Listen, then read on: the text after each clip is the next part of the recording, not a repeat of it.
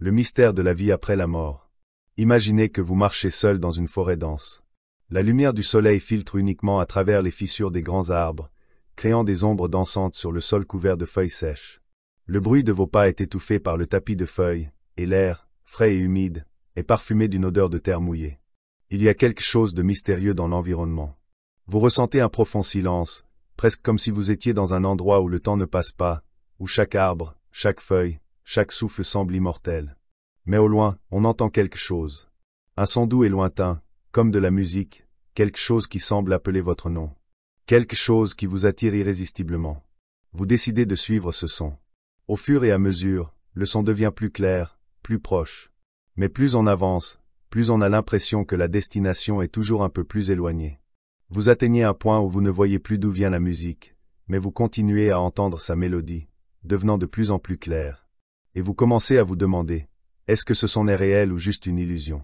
Suis-je plus proche de la fin ou suis-je simplement en train de me perdre sur un chemin sans fin? Et si ce voyage était une métaphore de nos propres vies? Un voyage dans lequel nous nous demandons tout ce qui se passera lorsque la dernière étape arrivera, lorsque notre corps ne répond plus, lorsque notre cœur cessera de battre et que notre respiration s'arrêtera. Que se passe-t-il après notre dernier souffle? Y a-t-il vraiment quelque chose après la mort ou tout se termine-t-il simplement à ce moment-là, dans un silence éternel? Existe-t-il une sorte de conscience après la mort ou sommes-nous simplement des ombres qui se dissipent dans le vent? Ce doute n'est pas seulement une question philosophique ou théologique, c'est l'un des plus grands mystères de l'humanité. Nous nous sommes tous, à un moment donné, posé cette question. Et pourtant, malgré des milliers d'années d'histoire, de science et de spiritualité, la mort reste une énigme. À chaque nouveau cycle de la vie, cela nous confronte. Lorsque nous perdons des êtres chers, le problème devient plus vif et plus personnel. Que leur arrive-t-il? Sont-ils vraiment partis pour toujours? Et nous, que nous arrivera-t-il lorsque notre heure viendra? Lorsque nous parlons de la mort, la plupart d'entre nous imaginent une période sombre et effrayante. Nous imaginons l'obscurité, le silence et un sentiment de perte irréparable. Beaucoup croient que la mort est la fin absolue, le point final de notre existence, une ligne infranchissable que nous ne pouvons pas franchir. Mais et si je vous disais que contrairement à ce que beaucoup pensent, la mort n'est pas la fin, mais juste une transition? Et plus encore, et si je vous disais que dans un livre ancien, considéré par beaucoup comme la source de la sagesse et de la vie, il y a des réponses claires et surprenantes sur ce qui se passe réellement après la mort? Ce livre est la Bible. La Bible est connue pour sa richesse spirituelle, pour être un guide de foi, mais elle est aussi un recueil de sagesse pratique et éternelle. Et lorsqu'il s'agit de répondre aux grandes questions de la vie et de la mort, elle offre des réponses définitives, ne laissant aucune place à la spéculation ou au mystère. Au fil de ces pages, la Bible révèle quelque chose de surprenant. La mort, contrairement à ce que beaucoup croient, n'est pas la fin, mais une transformation. Plus encore, l'Écriture nous enseigne qu'après la mort, un grand dessein divin nous attend. Les Écritures parlent d'une résurrection, d'une seconde chance pour tous ceux qui choisissent de suivre le chemin de la foi. Et cette promesse de résurrection et de vie éternelle offre une nouvelle perspective sur la mort, une perspective qui ne nous laisse pas enfermer dans la peur et l'incertitude, mais qui nous donne de l'espoir, un but et une direction. Même si la science a tenté d'expliquer les aspects biologiques et physiologiques de la mort, quelque chose reste encore hors de portée humaine. Qu'arrive-t-il réellement à notre conscience après le dernier battement de cœur? Que se passe-t-il lorsque le cerveau cesse finalement de fonctionner? L'esprit disparaît-il simplement, comme s'il n'avait jamais existé? Ou y a-t-il quelque chose de plus, une continuité, une transition vers un état différent? Ces questions sont aussi vieilles que l'humanité elle-même, et même si nous essayons de chercher des réponses rationnelles, il y a une partie de nous qui en veut plus, une explication qui dépasse la biologie et touche aux questions les plus profondes de l'âme, de l'esprit. Et c'est là que la Bible apparaît comme une lumière au milieu des ténèbres de l'incertitude humaine. Contrairement à d'autres croyances ou philosophies qui offrent des réponses vaguement spirituelles ou tentent même de nier toutes sortes d'au-delà, la Bible présente une vision claire et détaillée du destin de l'âme. Elle ne laisse aucun doute. Et cela ne repose pas sur des mythes ou des spéculations. Au lieu de cela, l'Écriture nous propose un récit qui a du sens et apporte la paix à ceux qui cherchent à comprendre le dessein divin pour nos vies, tant dans la vie que dans la mort.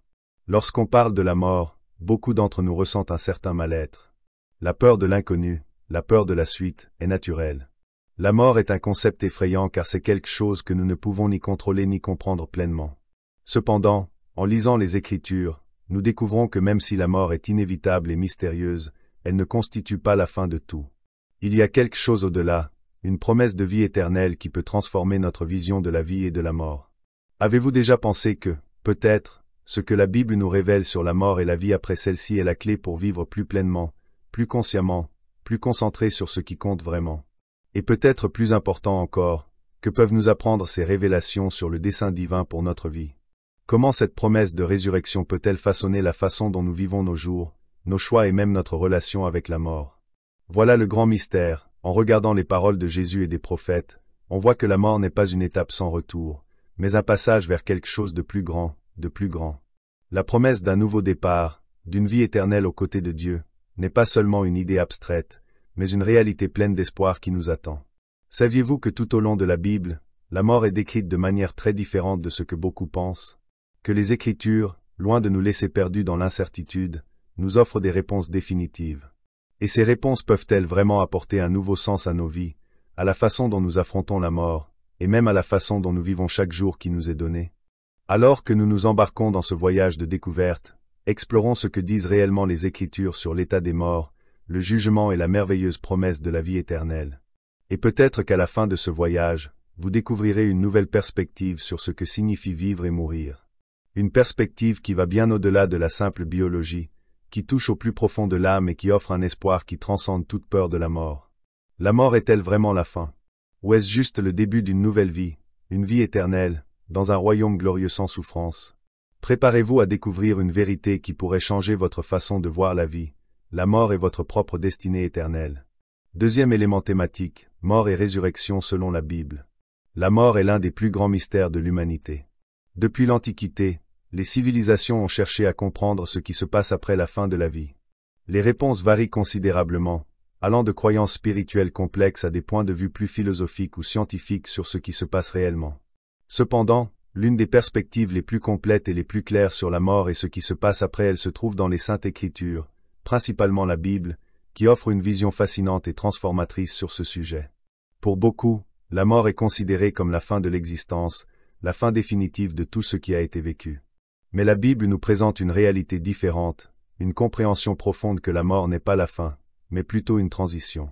Et plus encore, il offre la promesse de la résurrection, un nouveau départ pour ceux qui croient.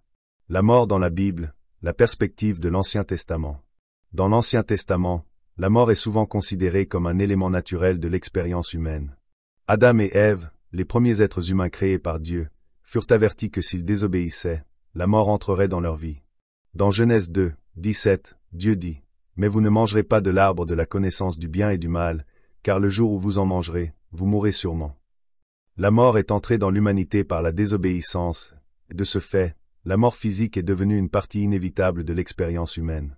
Les premiers récits de la Bible montrent clairement que la mort, dans l'Ancien Testament, n'est pas considérée comme quelque chose de punissable ou d'inaccessible, mais comme une conséquence naturelle du péché. Depuis, les êtres humains ont vécu la mort de manière physique. Dans Genèse 5, nous voyons que même les premiers patriarches, comme Mathusalem, qui vécut 969 ans, furent confrontés à la mort, et le verset se termine à plusieurs reprises par « et mourut ». Ce simple refrain reflète la réalité de la mort dans le cadre du voyage humain, inévitable et naturel. Mais qu'arrive-t-il à l'âme après la mort? C'est là que les Écritures commencent à offrir plus de lumière. Dans l'Ancien Testament, dans des endroits comme le livre de l'Ecclésiaste, la mort est souvent appelée « sommeil ». Dans Ecclésiaste 9, 5, Salomon écrit « Car les vivants savent qu'ils mourront, mais les morts ne savent rien, et ils n'ont pas de récompense, parce que leur mémoire est oubliée. » Pour l'Ancien Testament, cela suggère une perspective selon laquelle les morts sont dans un état d'inactivité, sans conscience, en attente de résurrection. La perspective du Nouveau Testament, Jésus et la promesse de résurrection. Le Nouveau Testament apporte une nouvelle compréhension de la mort et de la vie après la mort. Jésus, figure centrale du christianisme, aborde la mort de manière révolutionnaire. Dans Jean 11, 25, lorsque Jésus rencontre Marthe, sœur de Lazare, il déclare « Je suis la résurrection et la vie. Celui qui croit en moi vivra, même s'il meurt. » Ces paroles sont fondamentales pour comprendre le point de vue chrétien sur la mort. Jésus non seulement reconnaît la mort comme faisant partie de l'expérience humaine, mais il propose une solution définitive, la résurrection. Jésus a démontré son pouvoir sur la mort de plusieurs manières au cours de son ministère. Il a ressuscité Lazare après 4 jours de mort, un événement remarquable rapporté dans l'Évangile de Jean, chapitre 11. Lorsque Jésus est arrivé au tombeau de Lazare, il a dit « Lazare, sors !» Et Lazare, qui était mort, sortit vivant du tombeau. Ce miracle était une preuve de la puissance du Christ sur la mort et, en même temps, un avant-goût de la résurrection finale qu'il promettait à tous ceux qui croient en lui. De plus, la résurrection de Jésus, 3 jours après sa mort sur la croix, est l'événement central de la foi chrétienne.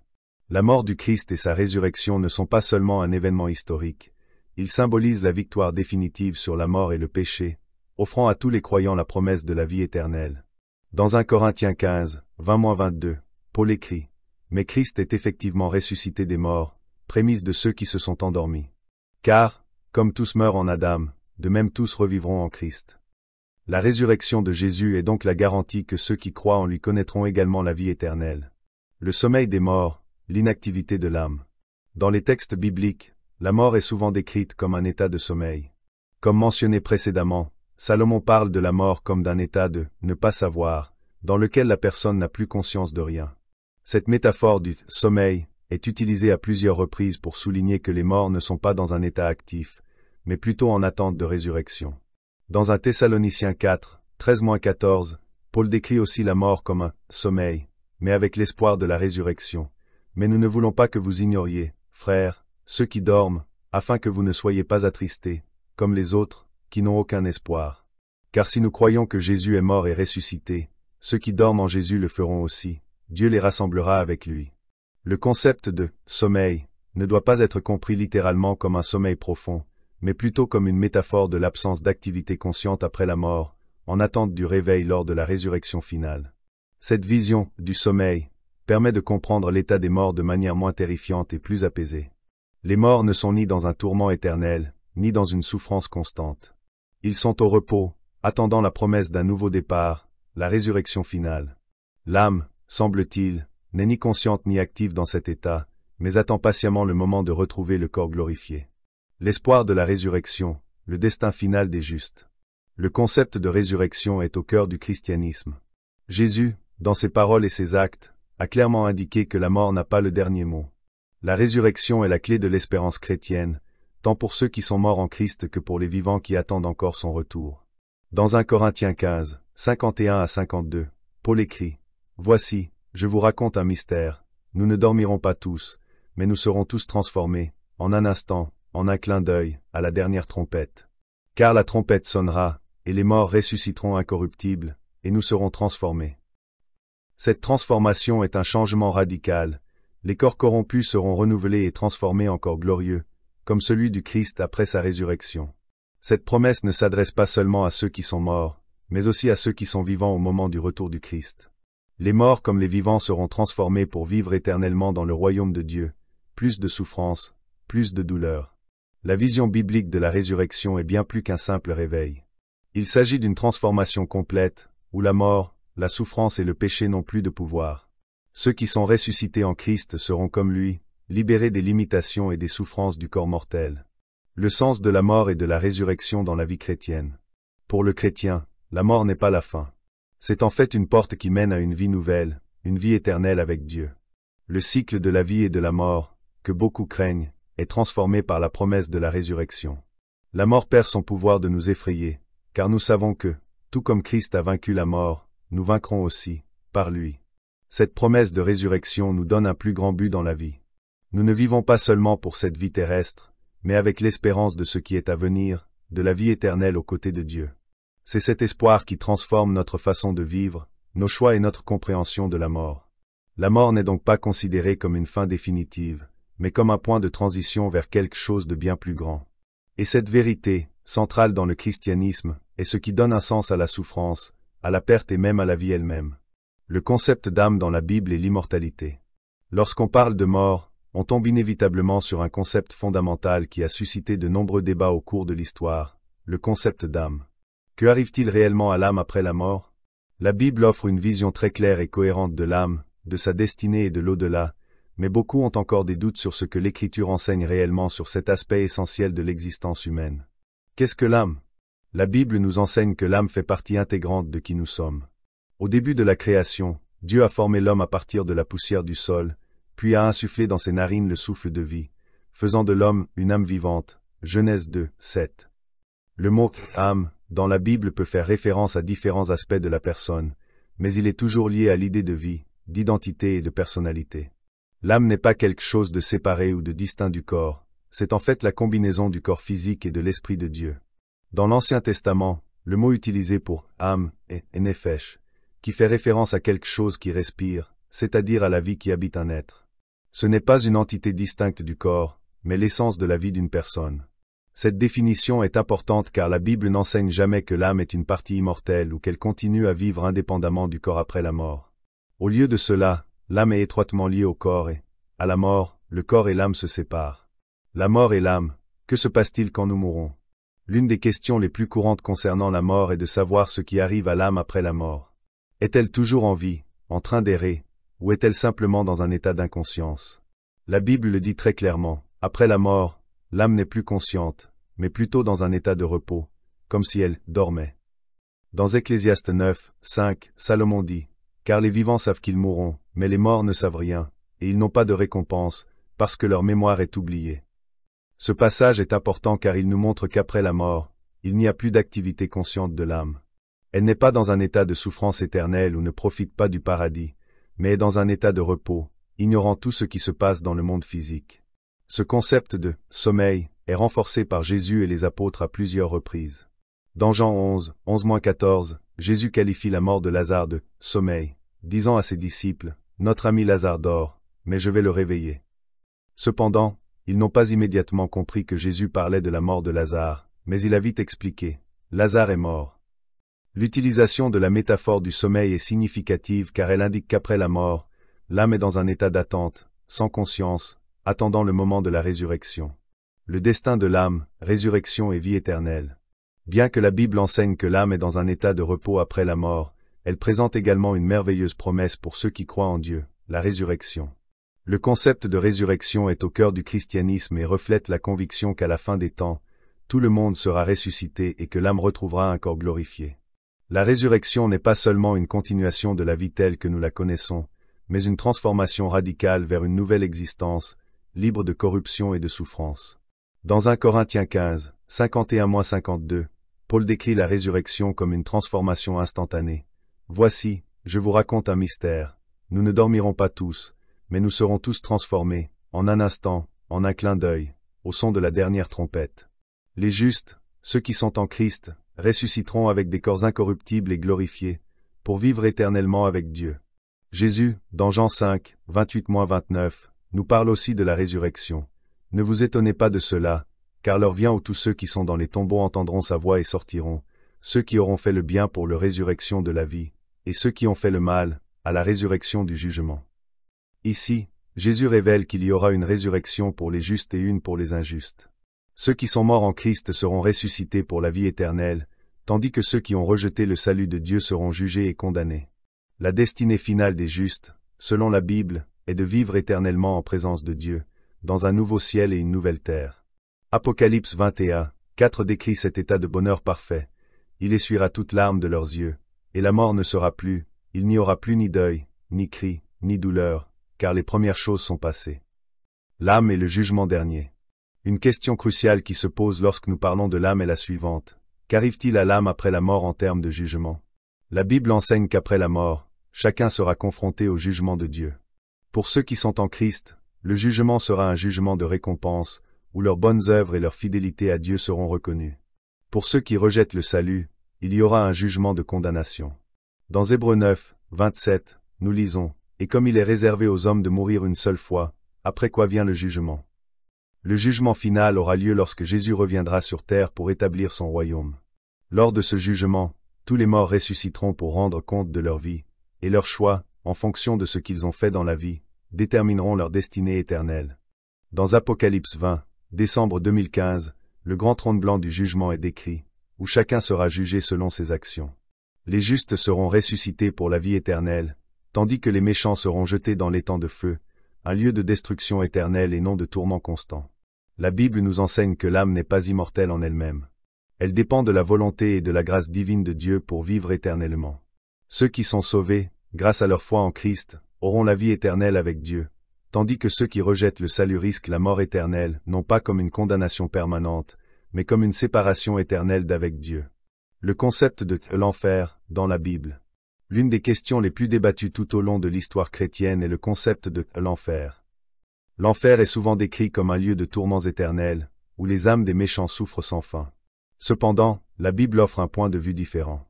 Bien que le terme « enfer » soit utilisé dans certaines traductions, le mot grec original utilisé dans la Bible est Géhenne ou Hadès, qui font référence à des lieux de destruction plutôt qu'à des souffrances éternelles.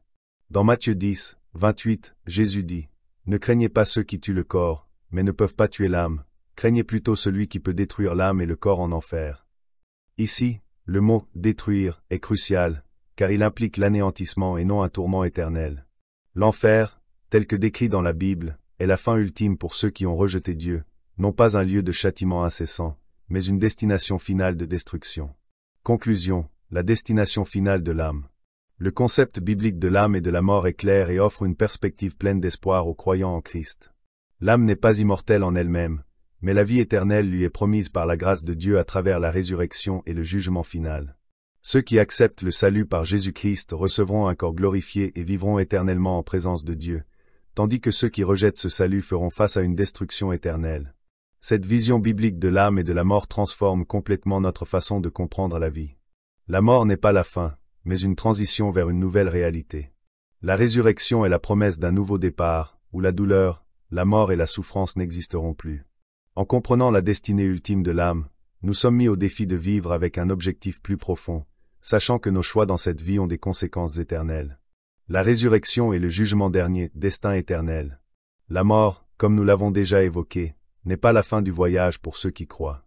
Il s'agit en réalité d'une transition vers une nouvelle phase qui, selon la Bible, est marquée par la résurrection et le jugement final. Ces deux concepts, la résurrection et le jugement, sont au cœur du christianisme et de la foi en Christ, et leur compréhension est essentielle pour comprendre la vision biblique de la destinée finale de chaque personne. La signification de la résurrection dans la Bible. La résurrection est la promesse que tous, justes et injustes, verront leur corps restauré. Il ne s'agit pas seulement d'une renaissance du corps physique, mais d'une transformation glorieuse, où le corps corruptible devient incorruptible. Cela signifie que les chrétiens croient que la mort n'est pas la fin, mais un événement qui marque le passage à la vie éternelle. La résurrection est, selon la Bible, directement liée à l'œuvre du Christ. Dans 1 Corinthiens 15, 20-22, Paul explique l'importance de la résurrection de Jésus pour tous les croyants. Mais en effet, Christ est ressuscité des morts, prémisse de ceux qui se sont endormis. Car, comme tous meurent en Adam, ainsi en Christ sera tous rendus vivants. Ce passage est crucial, car il nous enseigne que la résurrection du Christ est la garantie que ceux qui lui appartiennent ressusciteront également. Lorsque nous parlons de résurrection, nous ne parlons pas d'une simple continuité de vie. La Bible enseigne qu'il s'agira d'une transformation radicale. L'apôtre Paul écrit dans Philippiens 3, 21 que Jésus transformera le corps de notre humiliation pour qu'il soit conforme au corps de sa gloire. En d'autres termes, les croyants en Christ recevront un corps glorifié, exempt de maladie, de souffrance et de mort, pour vivre éternellement en présence de Dieu. Les deux résurrections, le juste et le méchant. L'une des caractéristiques les plus importantes de la vision biblique de la résurrection est qu'elle sera divisée en deux phases. La première résurrection concerne ceux qui sont morts en Christ, les justes, tandis que la seconde résurrection sera pour les méchants, c'est-à-dire ceux qui ont rejeté le salut offert par Dieu. Dans Apocalypse 20, 4-6, la première résurrection est décrite. Bienheureux et saints sont ceux qui ont part à la première résurrection. Sur eux, la seconde mort n'a aucun pouvoir, mais ils seront prêtres de Dieu et de Christ, et ils seront prêtres. Régner avec lui 1000 ans. Cette résurrection est une bénédiction, car ceux qui y participent n'auront pas à affronter le jugement final de la damnation, mais vivront un règne avec le Christ pendant le millénaire, une période de paix et de restauration. En revanche, la deuxième résurrection, selon Apocalypse 20, décembre 2015, est pour les méchants. La Bible décrit cet événement comme le moment où tous les morts, ceux qui n'ont pas accepté le salut en Christ, seront ressuscités pour faire face au jugement. Et je vis les morts, grands et petits, debout devant le trône, et des livres furent ouverts, et un autre livre fut ouvert, qui est le livre de vie, et les morts furent jugés d'après les choses qui étaient écrites dans les livres, selon à leurs œuvres. Alors que la première résurrection est une opportunité de transformation et de vie éternelle, la seconde résurrection est marquée par la séparation définitive entre les sauvés et les perdus. Ceux dont le nom n'est pas inscrit dans le livre de vie, seront jetés dans l'étang de feu, qui est la mort éternelle, Apocalypse 20, 14-15. Il ne s'agit pas ici de tourments éternels, mais de la destruction définitive de ceux qui ont rejeté Dieu. Le jugement dernier, la justice de Dieu révélée. Le jugement final, selon la Bible, est le moment où chacun devra rendre compte de ses choix devant Dieu. Dans 2 Corinthiens 5, 10, Paul écrit « Car nous devons tous comparaître devant le tribunal du Christ, afin que chacun reçoive ce qu'il a fait dans le corps selon le bien ou le mal qu'il a fait. » Ce jugement n'est pas arbitraire, mais s'appuiera sur la justice de Dieu, qui est parfaite et impartiale. Selon les Écritures, le jugement final est divisé en deux aspects, le jugement des justes et le jugement des méchants. Pour les justes, le jugement sera un moment de récompense, où ils seront reconnus pour leur foi en Christ et pour les bonnes œuvres accomplies à travers cette foi. Ce n'est pas un jugement qui vise à condamner, mais à récompenser. Jésus, dans Matthieu 25, 34-36, parle de la manière dont les justes seront reçus dans le royaume de Dieu, en disant « Venez, vous qui êtes bénis par mon Père, héritez du royaume qui vous a été préparé dès la fondation du monde. » Pour les méchants, le jugement sera un temps de condamnation, où ceux qui n'ont pas accepté le salut en Christ seront confrontés à une séparation éternelle d'avec Dieu. Jésus parle de ce jugement dans Matthieu 25, 41-46, où il sépare les brebis des boucs, c'est-à-dire les justes des méchants. Il dit aux méchants, « Éloignez-vous de moi, maudits, dans le feu éternel préparé pour le diable et ses anges. » Ce jugement est une manifestation de la justice divine. Dieu, étant juste et aimant, ne veut pas que quiconque périsse, mais offre à chacun la possibilité de se repentir et d'être sauvé. Cependant, ceux qui refusent cette offre subissent les conséquences de leur choix. La nouvelle création, la promesse d'un nouveau ciel et d'une nouvelle terre. Après le jugement final et la destruction du mal, la Bible nous promet une nouvelle création. Dans Apocalypse 21, 1-4, nous voyons la promesse d'un nouveau ciel et d'une nouvelle terre, où Dieu demeurera pour toujours avec son peuple. Ce sera l'accomplissement final des promesses faites aux fidèles selon lesquelles la mort et la souffrance ne seront plus, et Dieu essuiera toute larme de leurs yeux, et il n'y aura plus ni mort, ni tristesse, ni cri, ni douleur, pour les premières choses passées. Les nouveaux cieux et la nouvelle terre représentent la restauration complète de tout ce qui a été corrompu par le péché. La souffrance et la douleur seront éradiquées, et ceux qui sont avec Dieu vivront en sa présence, dans une paix et une joie parfaite. La résurrection ne concerne pas seulement le corps, mais toute la création, qui sera rachetée et renouvelée. Pour ceux qui croient au Christ et suivent ses enseignements, c'est la fin du voyage, l'entrée dans un royaume éternel et sans fin, où ils seront libérés de la mort, de la maladie et de la douleur, en parfaite communion avec Dieu. Le destin éternel de chacun. La résurrection et le jugement final sont des aspects fondamentaux de la foi chrétienne. La résurrection est la garantie que la mort n'est pas la fin, mais un point de transition vers une nouvelle vie, avec un corps glorifié libre de toute corruption. Le jugement final révèle la justice de Dieu, où chacun, selon ses choix, sera récompensé ou condamné. Il est important de comprendre que, si la résurrection offre aux justes l'espérance d'une vie éternelle avec Dieu, le jugement final apporte une séparation définitive aux méchants, dont le sort sera scellé. Cependant, la Bible nous enseigne également que le cœur de Dieu est plein d'amour et de désir de salut, et qu'il offre à chacun, dans la vie, la possibilité de choisir le chemin du salut. Pour les chrétiens, la résurrection et le jugement final sont l'accomplissement d'une promesse éternelle. La mort n'a plus le dernier mot. La victoire du Christ sur la mort et le péché offre un nouvel espoir à tous ceux qui croient en lui. Que se passe-t-il réellement après la mort? En réfléchissant à tout ce que la Bible nous enseigne sur la mort, l'âme, la résurrection et le jugement final, nous sommes confrontés à une question fondamentale. Que faisons-nous du temps dont nous disposons? La mort, bien qu'inévitable, n'est pas quelque chose à craindre, mais une transition vers une nouvelle vie, une vie éternelle promise à tous ceux qui choisissent de suivre le Christ.